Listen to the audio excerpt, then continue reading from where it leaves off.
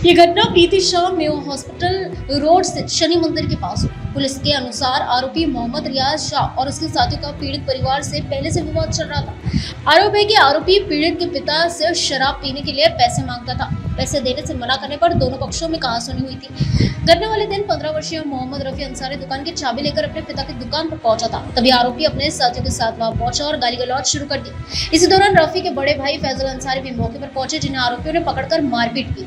Police के मुताबिक आरोपियों में से अरबाज शाह ने चाकू निकालकर फैजल अंसारी के पेट पर वार कर दिया। बीच बचाव करने आए नाबालिग रफी अंसारी को भी बगल में चाकू मारकर घायल कर दिया गया।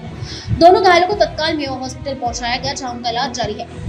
पीड़ित की शिकायत पर पुलिस ने भारतीय न्याय संहिता की विभिन्न धाराओं तथा आर्म्स एक्ट के तहत मामला दर्ज किया। बाद में हत्या के प्रयास की धारा जोड़ते हुए चारों आरोपियों मोहम्मद रियाज शाह, सिराज शाह, अरबाज शाह और शहनवाज शाह को गिरफ्तार कर लिया गया है। पुलिस मामले की आगे की जांच कर रही है। फिलहाल सभी आरोपी पुलिस की गिरफ्त में और घटना के पीछे की पूरी साजिश तथा विवाद की जांच की जा रही है।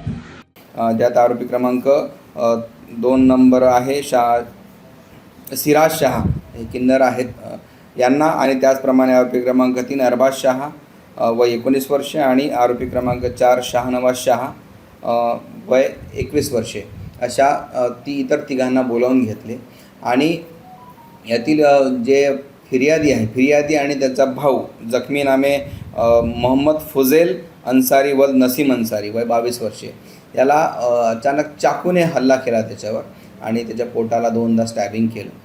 तात्काळ ते घटनास्थळावरून पळून गेले, परंतु पोलिसांना माहिती मिळताच आम्ही तात्काळ तिथे पोहोचलो आणि संपूर्ण माहिती घेऊन जखमीला तात्काळ मेयो हॉस्पिटलमध्ये ॲडमिट करून त्याचं ऑपरेशन झालेलं आहे। सध्या तो ICUमध्ये ॲडमिट आहे आणि यातले जे आरोपी होते ते घटनास्थळावरून पसार झाले होते, पण 2 ते 3 तासाच्या अवधीमध्ये आम्ही त्यांना सगळ्यांना 4ही आरोपींना ताब्यात घेऊन त्यांना अटक केलेली आहे।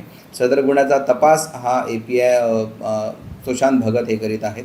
नेमकं फक्त पैशाचंच कारण होतं की इतर काय कारण होतं याच्या बाबत आम्ही आज सखोल तपास करीत आहोत।